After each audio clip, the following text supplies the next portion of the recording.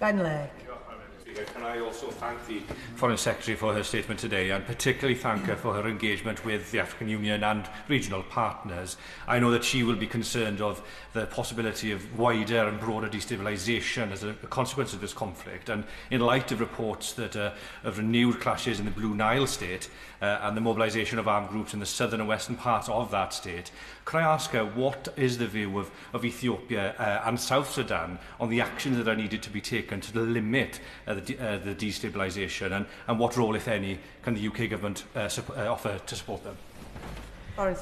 Well, the honourable member is exactly right to raise the risks around the destabilisation, the impact not just on the Blue Nile area that he referred to. We've also seen Chad soldiers being killed in Chad as a result of incursions over the border.